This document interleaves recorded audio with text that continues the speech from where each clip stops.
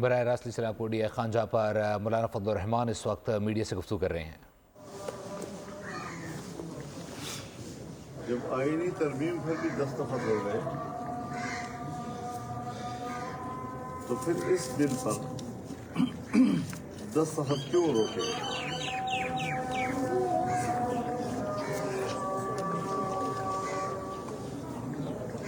یہاں میں دو باتیں کرنا چاہتا ہوں۔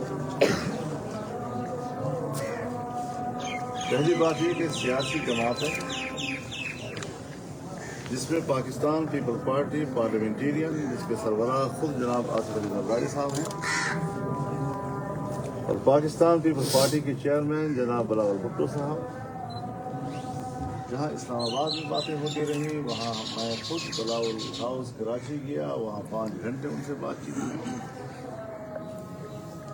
وہاں سے ہم لاہور آئے، ریونڈ میں میاں نواز شریف صاحب کے گھر پر آصف علی زرداری صاحب کی موجودگی میں، بلاول بھٹو صاحب کی موجودگی میں، میاں شہباز شریف صاحب کی موجودگی میں ہم نے ان تمام چیزوں پر اتفاق کیا۔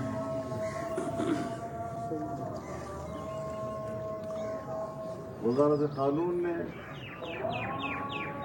اس کا ڈرافٹ تیار کیا اور ہم نے اس ڈرافٹ کو قبول کر لیا۔ جس ڈرافٹ کی تیاری میں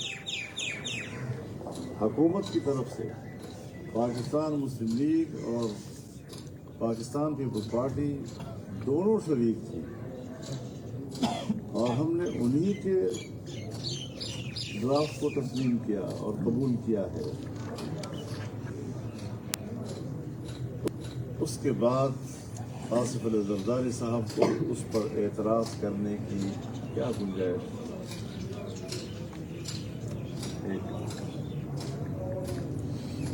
دوسری بات یہ سب کچھ جو ہو رہا تھا، کیا ریاستی ادارے اس میں انگیج نہیں تھے؟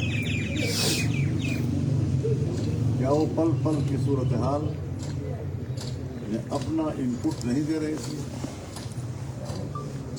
کیا اس تمام تر مراحل میں وہ شریک نہیں تھے؟ اور ایک ایک لفظ چاہے 26ویں آئینی ترمیم کا ہو یا دینی مدارس کے حوالے سے گئی، اور ترمیم کے ساتھ اس کو ہم نے قبول کیا اور وہ پاس ہو گیا۔ اب جن لوگوں نے ہمارے ہی ان علماء کرام کو یا ہماری وہ مدارس کی تنظیمیں جو وزارت تعلیم کے ڈائریکٹریٹ جنرل سے وابستہ رجسٹریشن کر رہے ہیں یا کر چکے ہیں، اس کا سارا نزلہ ہم پر کیوں گر رہا ہے؟ وفاق المدارس اور اتحاد تنظیمات مدارس دینیہ کے ساتھ تنازع کیوں اٹھا رہے ہیں؟ ہمارا تو ان سے جھگڑا ہی نہیں ہے، اور جنہوں نے ڈرافٹ تیار کیا ان کے کہنے پر آ کر وہ شور و غوغا کر رہے ہیں اور وزارت تعلیم سے وابستہ ہو جائیں یا سوسائٹی ایکٹ سے وابستہ ہو جائیں۔ یہ نیا سوال اٹھا لیا انہوں نے۔ الیکشن سے پہلے بھی اگر ڈرافٹ تیار ہوا تھا تو وہ بھی تو سرکار نے بنایا تھا، اور سرکار کے ڈرافٹ کو ہم نے قبول کیا تھا، جس میں ہم نے یہ رعایت ضرور دی ہے اس وقت کہ اگر سوسائٹی ایکٹ سے کوئی وابستہ ہونا چاہے رجسٹریشن کے لیے یا وزارت تعلیم کے ڈائریکٹریٹ جنرل سے وابستہ ہونا چاہے، تو اگرچہ ہمیں تحفظات ہیں کہ مدارس کے نئے وفاق کیوں بنائے گئے، نئی تنظیمیں کیوں سامنے آ گئیں، ان کو کس نے توڑا ہے؟ کیا مدارس کی ان تنظیموں کو تقسیم کرنے میں اداروں کا ہاتھ نہیں تھا؟ اور جس نے یہ تقسیم کی تھی وہ باقی تمام معاملات میں مجرم تھا، اور اس حوالے سے وہ صحیح تھا اور اس کو تسلسل دے رہا ہے انہوں نے۔ تو میں تو علماء کرام کی خدمت میں بھی گزارش کروں گا کہ جن لوگوں نے آپ کو بلایا، جنہوں نے آپ کو اکسایا، جن کے اشاروں پر آپ ایک محاذ اٹھا کر، یہی تو ذمہ دار ہے اس ڈرافٹ بنانے کے۔ آپ کس کے ساتھ لڑ رہے ہیں؟ کس کے ساتھ آپ لڑائی لڑ رہے ہیں؟ ہمارا آپ سے نہ کوئی جھگڑا ہے، نہ ہم آپ کے خلاف فریق ہے۔ ڈرافٹ بھی انہوں نے بنایا، وہ والا بھی انہوں نے بنایا تھا، سو ہم نے تحفظات کے باوجود قبول کیا، اور یہ بھی انہوں نے بنایا تھا، سو آپ کا کیس ہمارا کیس نہیں ہے۔ آپ کیوں ہم سے الگ ہوئے؟ آپ نے مدارس کی تنظیم کو کیوں توڑا؟ آپ الگ سے ایک اور بورڈ میں کیوں چلے گئے؟ اور وہ جو ڈائریکٹریٹ جنرل برائے مذہبی تعلیم ہوا تھا، اور پھر اگر ڈائریکٹریٹ جنرل بنا ہے تو وہ ایگزیکٹو آرڈر سے بنا ہے۔ کہاں ایگزیکٹو آرڈر، کہاں معاہدے کی ایک تحریر، اور کہاں ایکٹ؟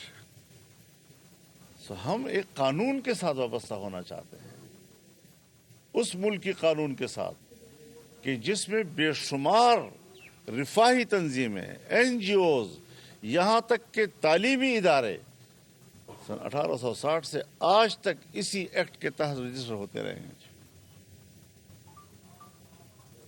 اور صرف رجسٹریشن کے لیے کچھ یہ وزارت خاص کی گئی تھی۔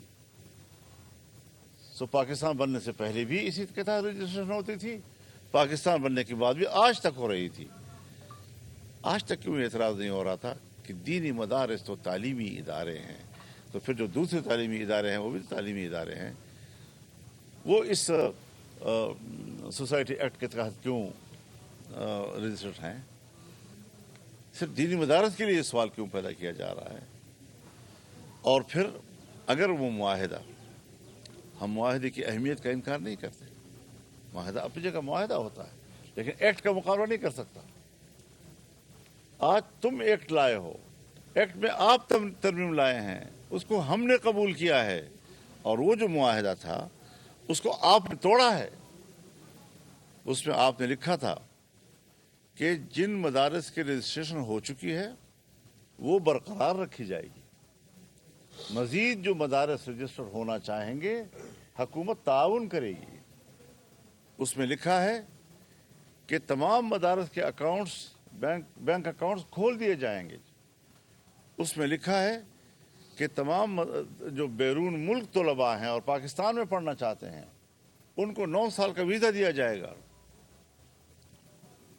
ہمیں بتائیں نا، اتحاد تنظیمات مدارس دینیہ کے ساتھ وابستہ کسی ایک مدرسے کی بینک اکاؤنٹ کھلا ہے؟ کسی ایک مدرسے کی رجسٹریشن ہوئی ہے؟ کسی ایک مدرسے کے لیے بیرون طالب علم کو ایک ویزا دیا گیا ہے؟ 3 شقیں ہیں اس کی، اور تینوں کی خلاف ورزی اب تک ایسی ہوئی ہے کہ آدمی حیران ہوتا ہے کہ مجرم وہ، اور بڑی ہوشیاری کے ساتھ ہمیں کہہ دیا گیا۔ کیا آپ تو غلطی کر رہے ہیں؟ سو میں واضح طور پر کہنا چاہتا ہوں کہ ہم نے کوئی غلطی نہیں کی۔ ہمارا ذمہ دار ایوان صدر ہے۔ ایوان صدر کے بارے میں میں وضاحت کر دینا چاہتا ہوں، ہمارے پاس پورا ریکارڈ موجود ہے، ہم دستاویزی بات کرتے ہیں۔ کیا صدر مملکت ایک ایکٹ کے اوپر یا ایک آئینی ترمیم کے اوپر جو پارلیمنٹ سے پاس ہو جائے 2 بار اعتراض بھیج سکتا ہے؟ جو اعتراض انہوں نے 8 نکات پر مشتمل بھیجا ہے، کیا اس سے قبل وہ ایک نکتے پر اپنی قلمی غلطی کی بنیاد پر وہ اعتراض بھیج نہیں چکا؟ کیا رولز کے تحت اس کو دوبارہ اعتراض پارلیمنٹ میں بھیجنے کا آئینی قانونی حق ہے؟ ایک اعتراض اس سے قبل وہ بھیج چکا ہے، اور اسپیکر صاحب نے اس کی اصلاح کر کے اس پر دستخط کر کے واپس کیے ہیں۔ چیئرمین سینٹ جو قائم مقام تھے اس وقت، انہوں نے اس پر اصلاح کر کے اس پہ دستخط کر کے ایوان صدر کو واپس بھیجے ہیں۔ پھر اس کے بعد اس پر دستخط کیوں نہیں کیے جا رہے؟ اور اگر 10 दिन तक उस पर दस्तखत नहीं होते, तो क्या वो खुद ब खुद एक्ट नहीं बन जाता?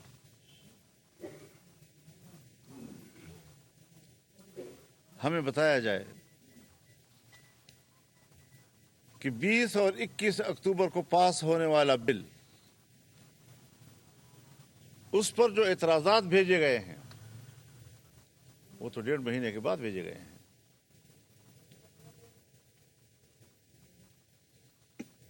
अब क्या ऐवान सदर और पार्लियामेंट या ऐवान सदर या लॉ मिनिस्ट्री, उसमें तो जो चीज़ें जाती रहती हैं वो तो चंद मिनटों में पहुंच जाती हैं,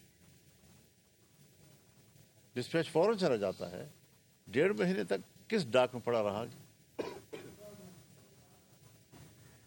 बैक डेट में आप उस पर दस्तखत कर ले तो आप झूठ छुपा सकेंगे फिर?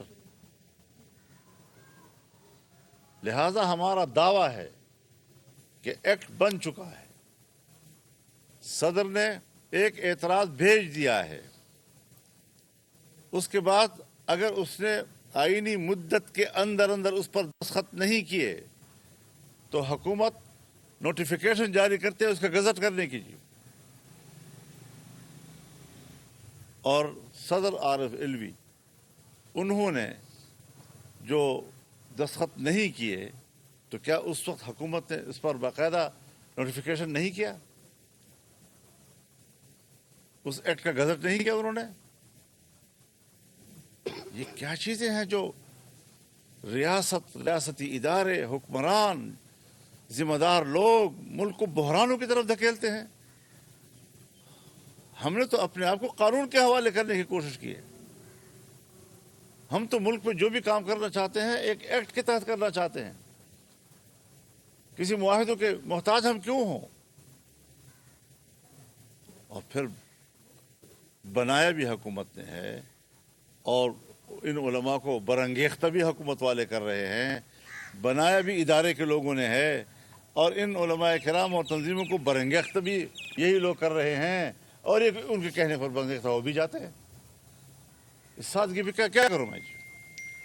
लिहाजा हमारी पोजीशन बिल्कुल वाज़ेह है, 2 + 2 4 की तरह, और हम समझते हैं कि एक्ट पास हो चुका है, उसका नोटिफिकेशन फौरन होना चाहिए।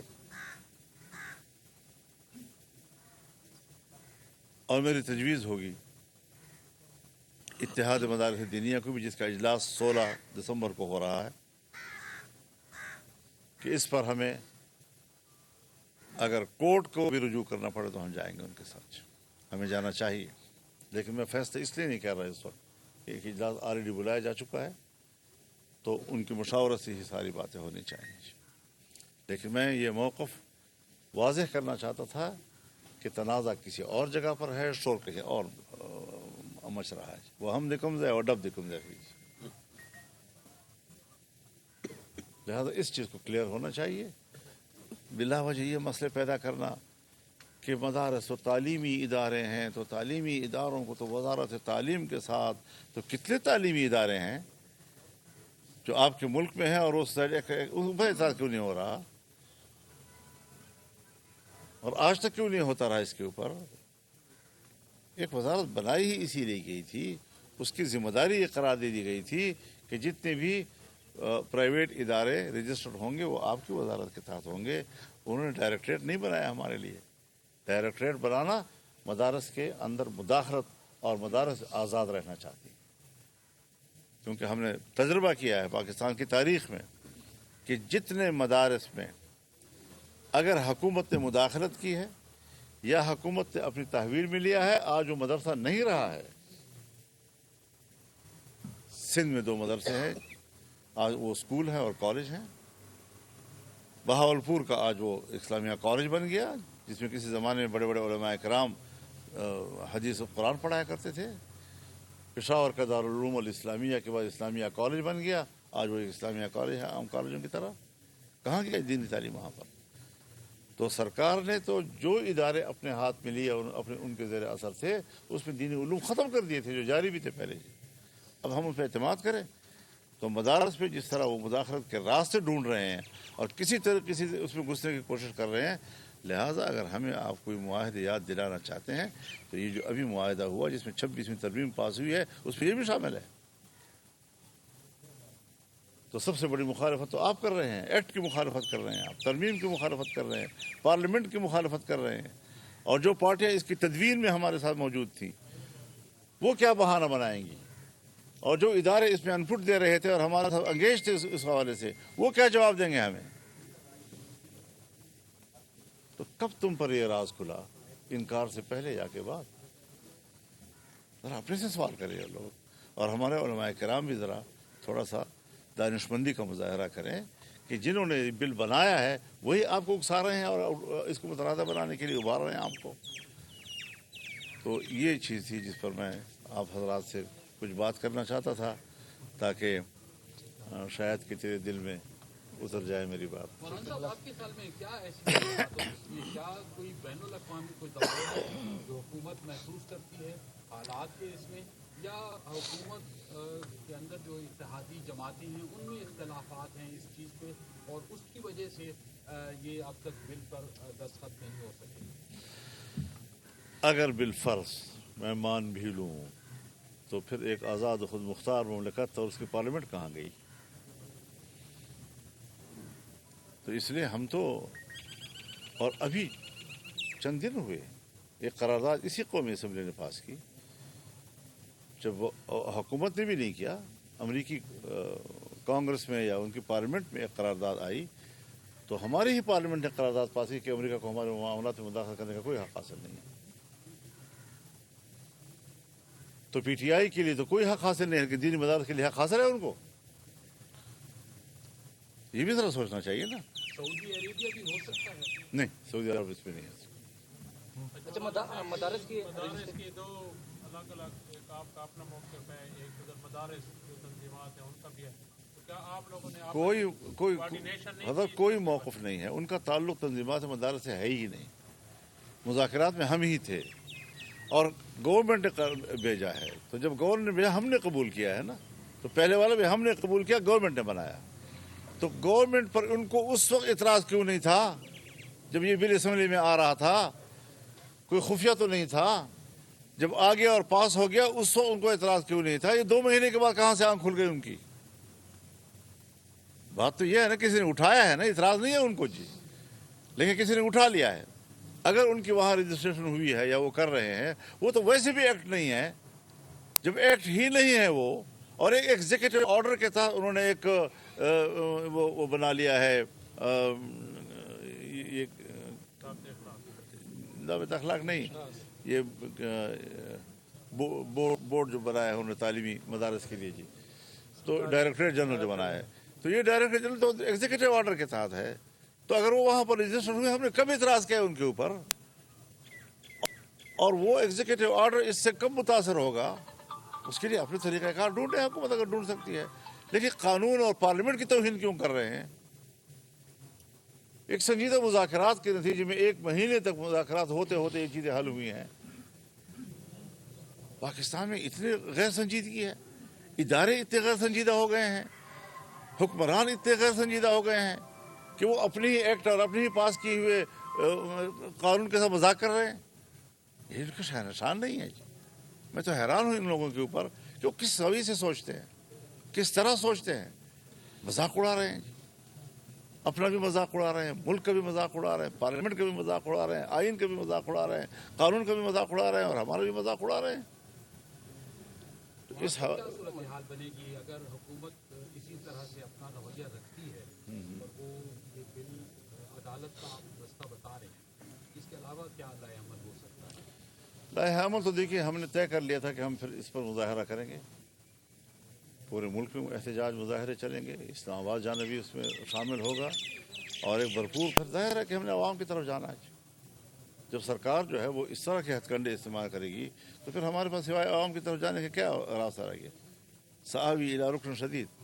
وزیر اعلیٰ جو کہتے ہیں مدارس کے رجسٹریشن کے حوالے سے کہ مولانا صاحب کے ساتھ ہماری جو ہے کمٹمنٹ ہوئی ہے وہ ہم پوری کریں گے.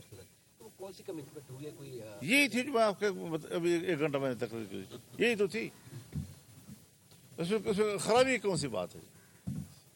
اور اعتراض ایک دفعہ آ چکا ہے، دوسرے اعتراض اٹھانے کا کیا سوال پیدا ہوتا ہے جی؟ ऐवान सदर और वज़ीर आज़म में इख्तलाफात तो नहीं है? जी नवाज शरीफ और शहबाज शरीफ और आसिफ जरदारी में इख्तलाफात की वजह तो नहीं हो सकती है कुछ? नहीं, अभी तो इस वक्त तो एक पेज पे नज़र आ रहे हैं दोनों। तो वो पहले ऐवान सदर से जो बात हुई तो मैंने कहा ऐवान सदर को फिर जवाब देना चाहिए था ना इनको कि आप नहीं भेज सकते जी, आपको हक नहीं आता।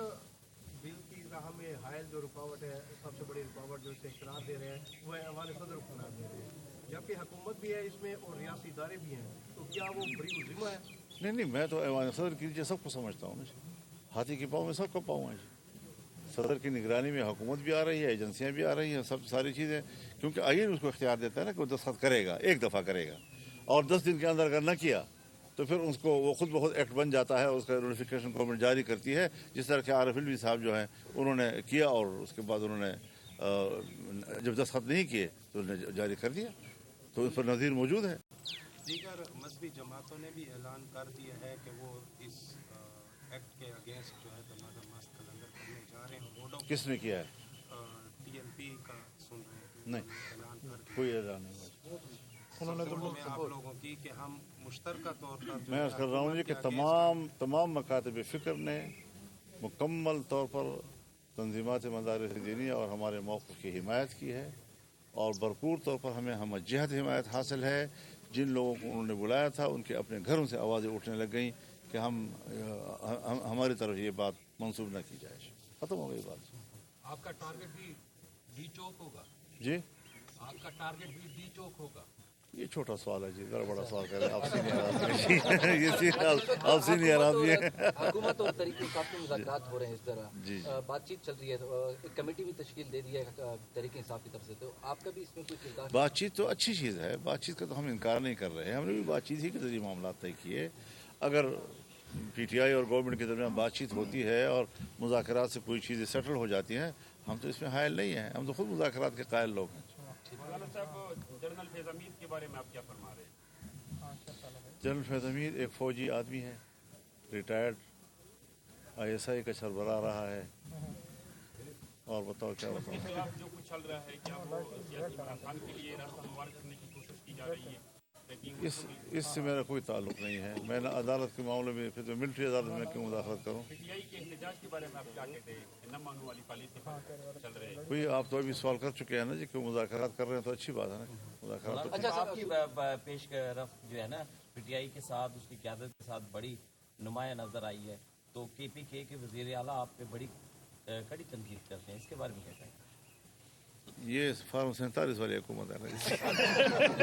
अच्छा सर, सूबे की इस वक्त जो सूरत हाल है सर, यहाँ पे जो नो गो एरिया बन चुका है, सूबाई हुकूमत वफाक पे डालती है, वफाक इस पे डालती है, आप क्या समझते हैं? कोई हुकूमत यहाँ नहीं है जी, एक मजाक है, एक मज़हका है, इससे ज़्यादा कोई हैसियत इस हुकूमत की नहीं है।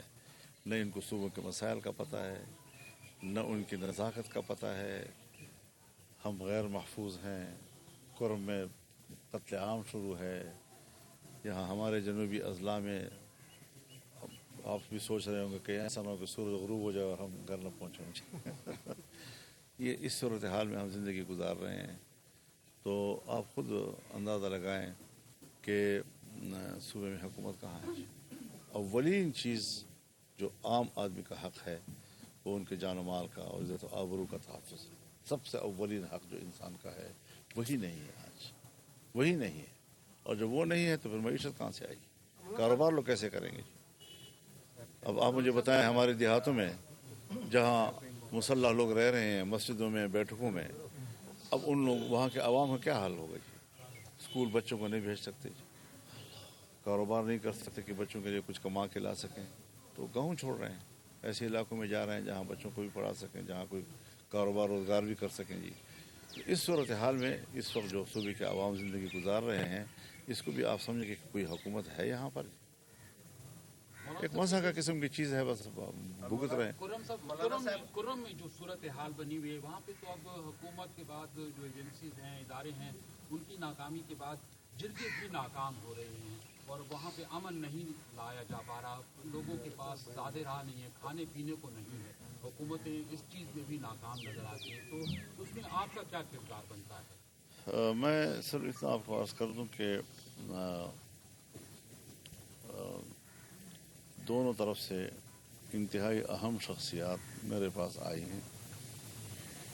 हमने अपने दोस्तों के साथ, अपनी पार्टी के ज़िम्मेदारान के साथ इब्तिदाई मुशावरत की, लेकिन हमारी इस मुशावरत में जो कुछ तरीक़ाकार या मंसूबा तश्कील दिया गया, उसमें अगले ही रोज़ ऐसे वाक़यात हो गए और मुसलसल 1 हफ़्ते 10 दिन तक इंतहाई तल्ख़ वाक़यात होते रहे। तो ज़ाहिर है कि गर्मी के माहौल में तो आदमी वहाँ जाकर सिर्फ सीज़ फायर ही अगर कोई हिम्मत हो तो कर सके, लेकिन मामले के असल मसले पे हाथ डालना ज़रा मुश्किल हो जाता है। तो हमने अपने इरादा तर्क नहीं किया, लेकिन हम दोस्तों के साथ राब्ते में हैं और इंशाअल्लाह अज़ीज़ हमारी कोशिश होगी कि हम उसमें जाएं, अपना किरदार अदा करें जो हमारे बस में है। मौलाना साहब, मेरा क्वेश्चन ये है कि आपने जैसे अभी फरमाया कि हम एहतजाज करेंगे, तो अगर हुकूमत ताकत का इस्तेमाल करती है तो अगला लाएअमल क्या होगा? एक सवाल ये, और दूसरा KPK में अमन व अमान के हवाले। आप एक सवाल क्यों नहीं पूछे कि मरने के बाद क्या करोगे? सर लास्ट उसके बाद क्या होगा? उसके बाद क्या होगा? जाने दो, हमें सफ़र करने दो। गुज़श्ता दिनों सखर जलसे में आपने एक मखसूस इदारे पे खुले और दबे लफ्ज़ों में बड़ी शदीद तनकीद की है। या खुले का हो या दबे का हो। सर मेरा सवाल पूरा है। आम लोगों में यही तसर है कि मौलाना साहब जब हुकूमत का हिस्सा होते हैं तो फौज का किरदार काबिल तारीफ होता है, और जब मौलाना साहब हुकूमत से बाहर होते हैं, अपोजिशन में होते हैं, तो मौलाना साहब जो है ना वो थोड़ा सा। मेरे भाई, ये हमारी ही खुसूसियत है और शायद हम इस मामले में मुमताज़ हों तमाम दूसरी जमातों से कि अगर हमारी राय, हमारे मंशूर, हमारे नज़रिए से हटकर हमारी इत्तेहादी हुकूमत भी कोई इक़दाम करती है तो हमने उनकी भी मुखालफत की है। आप जानते हैं जब आसिफ अली ज़रदारी और जनरल कियानी उस ज़माने में ये ऑपरेशन का आगाज़ कर रहे थे और उसके लिए फ़ैसले कर रहे थे, स्वात से लेकर बाजवड़ और इन इलाक़ों में, तो हमने कहा था कि आप गलत कर रहे हैं, जो भी है, लेकिन इससे कभी भी अमन नहीं आएगा जो आप तरीक़ाकार अपना रहे हैं। और वो हिकमत अमली जो है आज आप देख रहे हैं, इस वक्त आपके सामने है। 20-22 सालों के बाद आपके 10-15 सालों के बाद आपके सामने है सारी सूरत हाल जी। फिर नवाज शरीफ साहब की हुकूमत में हम थे, इंज़िमाम का मसला हुआ फाटे का, हम हुकूमत में थे, हमने इख्तिलाफ राय किया, डट कर इख्तिलाफ राय किया, और ऐसा इख्तिलाफ राय किया कि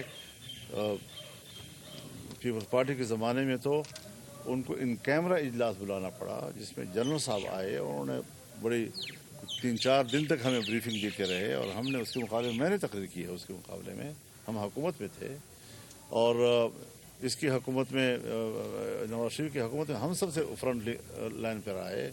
ये अभी जो नवाज शहबाज शरीफ साहब की हुकूमत थी जिसमें हमारी वजारत भी थी और उन्होंने रिकॉर्डेक के मसले पर एक कानून साजी की कोशिश की तो हमने मुखालफत की, हमने कभी नहीं थे वॉकआउट किया। तो ऐसी सवाल हमारे बारे में न करें, किसी और के बारे में करें। मौलाना साहब, मीडिया के हवाले से एक क्वेश्चन है कि इस वक्त वज़ीर आला खैबर पख्तूनख्वा से जितनी भी मीडिया टॉक्स हो रही हैं तो सहाफ़ियों को जो है सवाल करने से रोक दिया जाता है। वजह यह है कि आप तनकीद करते हैं, तो क्या एक सियासतदान का ये रवैया इस तरीके से दुरुस्त है? सहाफ़ियों क्या वज़ीर आला के हवाले से क्वेश्चन है सर कि मीडिया टॉक्स के अंदर जो है सहाफ़ियों को रोका जाता है और सवाल नहीं करने दिया जाता। वजह यह है कि आप लोग जो है मुझ पर तनकीद करते हैं, तो क्या एक सियासतदान का जो रवैया है इस तरीके से वो दुरुस्त है सर? आपने तबसरा कर लिया, मेरे तबसरे की क्या जरूरत है? इस लेवल पर मैं कोशिश करता हूँ कि मैं इस लेवल पे ना हूँ। दीनी तौर पे, दुनियावी तौर पे इंसानी हकूक़ की बात करते रहते हैं अक्सर, और पार्लियामेंट में भी आप इस हवाले से आवाज़ भी बुलंद करते हैं। अभी जो आपका ये दीनी वज़ारत ये जो इस सिलसिले की एक कड़ी है, तो फी का एक्ट जो है ये भी नाफिज किया गया, ये भी तो इंसानी हकूक़ समझ लें या आज़ादी तकरीर या तहरीर की भी, उसको भी पाबंद करने की है साजिश है। इस पर आप क्या? देखिए मौल साहब, मैं ज़ाहिर जी के एक पार्टी को नुमाइंदगी कर रहा हूँ और किसी भी महकमे से वाबस्ता या किसी भी इदारे से वाबस्ता मुलाजिमीन ने या उनसे मुताल्लिक़ अफसरान ने या जो भी मुतासरा लोग होते हैं तो वो फिर हमारे पास अपना मामला लाते हैं, और अगर वो हमसे ताउन मांगते हैं तो हमने हर एक को अपना ताउन दिया है। लेकिन यह है कि अब वो वकील बिला तो वकील तो नहीं बन सकते हम, اگر اس ادارے کے لوگ آتے ہیں ہم سے بات کرتے ہیں اور ہمیں کہتے ہیں کہ ہمارے ساتھ زیادتی ہو رہی ہے ہم بالکل ساتھ دیں گے، لیکن ابھی تک کوئی ہمارے پاس ایسا بہت نہیں آیا کہ وہ ہمیں آگاہ کر سکے۔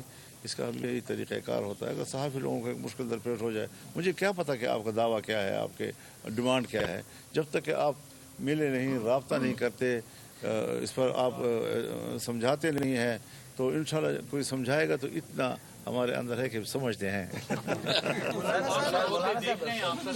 جی مارشل ہوتے دیکھ رہے ہیں، ایک بہت بڑے ادارے کے ایک بہت بڑا سابق آفیسر کے خلاف چارج شیٹ کی بات آ گئی ہے، تو کیا آپ کورٹ مارشل ہوتے دیکھ رہے ہیں؟ دیکھیے بات یہ ہے کہ یہ ہمارے دائرے سے باہر کا معاملہ ہے، فوج کے اندر کا معاملہ ہے، اسی لیے تو ان کے اندر کے اپنے کورٹس اپنے معاملات فوج نے سنتی تو ہیں۔ اپنا معاملہ باہر میڈیا کے سامنے پیش کر دیا، اتنی بڑی بڑی پریس کانفرنسیں ہو گئی، اب تو سیاستدانوں نے اپنا کردار ادا کرنا ہے، عوام نے اپنا یا خواہش کا اظہار کرنا ہے یا اس کے لیے لیکن میں حضرت میں اصول کا پیروکار ہوں، اس طرح کے ہڑ دوڑ کا پیروکار نہیں ہوتا میں کہ لوگوں نے کہنا شروع کر دیا تو لوگوں نے کہنا شروع کر دیا تو کرنے دو، لیکن ہم میرٹ ریکارڈ کے حوالے سے کوئی تبصرہ نہیں کر سکتے۔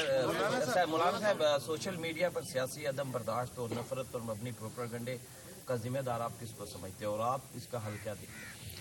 دیکھیے اس میں تو کوئی شک نہیں کہ سوشل میڈیا ایک شتر بے مہار ہے، اور یہ تو ایک آلہ ہے، اس کو آپ اچھائی کے لیے استعمال کریں، اس کو آپ برائی کے لیے استعمال کریں، دونوں پہلو آزاد ہیں، لیکن زیادہ تر یہ برائیوں کے لیے زیادہ استعمال ہو رہا ہے، اور بے ہنگم قسم کی، جس طرح ہمارے علاقوں میں شام کو دوست اکٹھے ہوتے ہیں ایک بیٹھک میں، اور وہ جب بیٹھتے ہیں تو وہ آزاد ہوتے ہیں، جس طرح کی بھی کمنٹس چاہیں کر لیتے ہیں جی آپس میں جی۔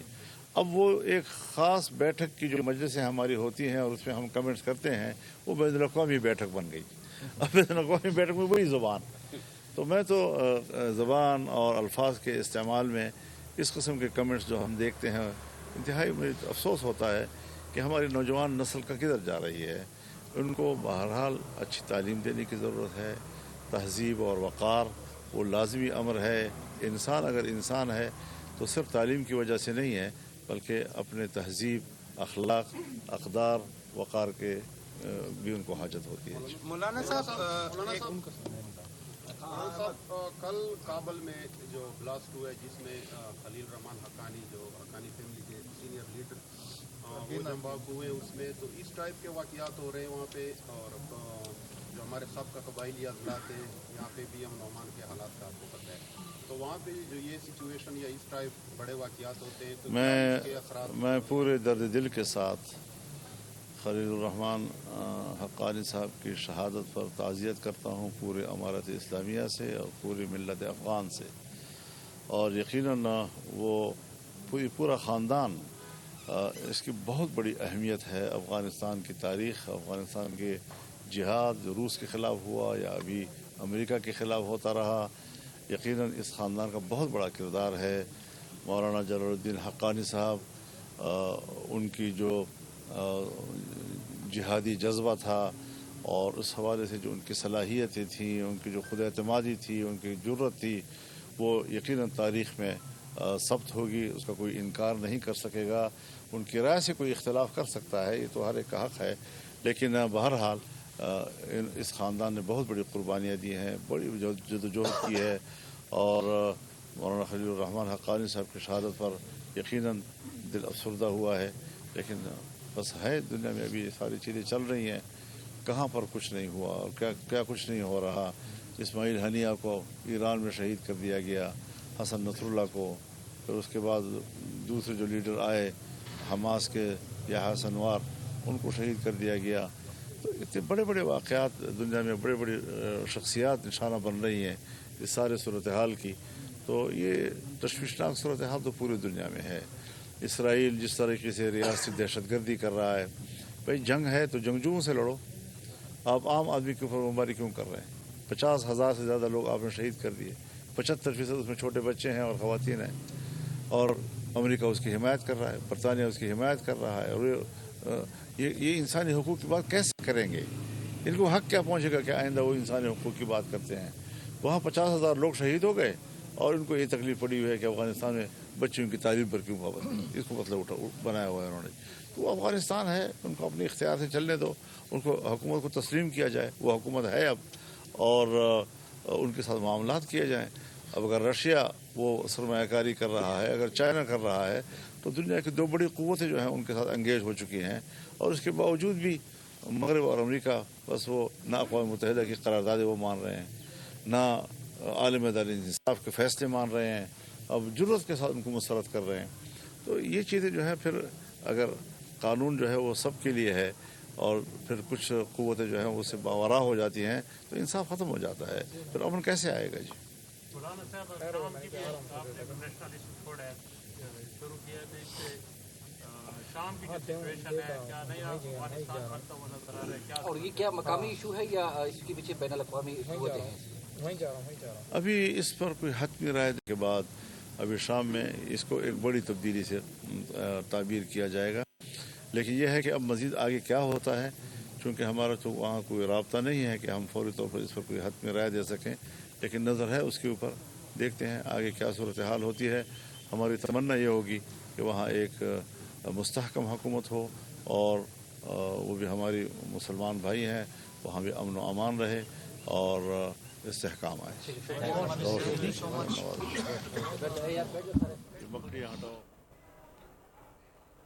DI खान में सरबराह GUI मौलाना फजल रहमान इस वक्त मीडिया से गुफ्तगू कर रहे थे। उन्होंने कहा कि सरकार की ज़ेर हिरासत जो मदरसे थे वहाँ दीनी उलूम ख़त्म हो गया है। हम मुआहदे याद कराना चाहते हैं, जितने मदारिस में हुकूमत ने मुदाखलत की वो आज नहीं हैं। हमारे उलमा किराम दानिशमंदी का मुजाहरा करें। सब्सक्राइब करें और बेल दबाएं ताकि कोई खबर रह न जाए।